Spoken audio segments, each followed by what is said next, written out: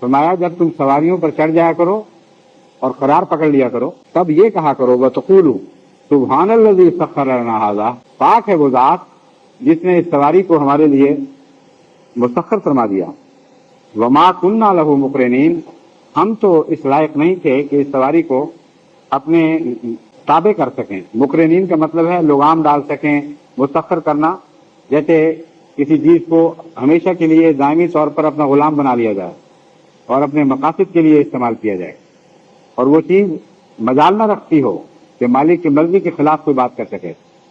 یہ مضمون ہے جو تسخیر کے تابع ہے، اور اسی کو آگے بڑھاتے ہوئے فرمایا وما کننا لہ مقرنین، ہم ہرگز طاقت نہیں رکھتے تھے کہ اسے اپنے تابع فرمان کر سکتے۔ وَإِنَّا إِلَىٰ رَبِّنَا لَمُنْقَلِبُونَ، اور یقیناً ہم اپنے رب ہی کی طرف لوٹ کر جانے والے ہیں۔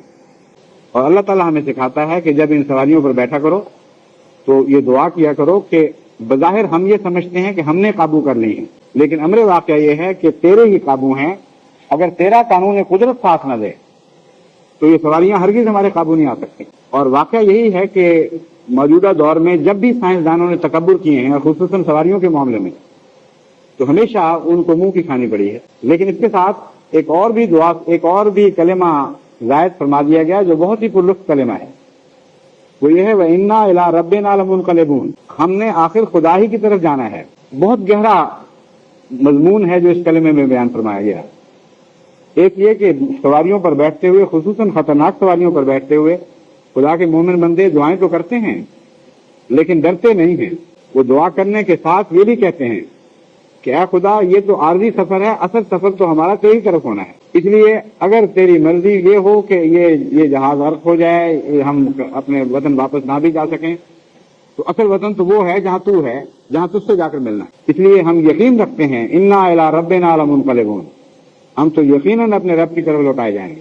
جب میں اس بات کو سمجھ گیا، میں نے اس کو بتایا، کہتا میں حیران ہوں کہ سارا جہاز ایک قیامت کا نمونہ دکھا رہا تھا اور تم آرام سے بیٹھے ہوئے، تمہیں کچھ بھی پتا نہیں۔ میں نے کہا اس لیے کہ انا الی ربنا لمنقلبون نے ہمیں پیغام دیا ہے کہ یہ سفر ہم چھوٹے چھوٹے کرتے ہیں بعض منازل کو پیش نظر رکھ کر۔ اللہ تعالیٰ ہمیں یاد کراتا ہے کہ اپنی آخری منزل نہ بھول جانا، وہ منزل اصل ہے، دائمی مقام ہے، تم نے لوٹ کر وہیں آنا ہے۔ تو میں یہ سوچ رہا تھا کہ آج چلے جائیں کل چلے جائیں، جانا تو وہیں ہے، کوئی فرق کیا پڑتا ہے۔ تو مومن کو یہ دعا اور اس کے بعد کا جو جملہ غیر معمولی تقویت دیتی ہے۔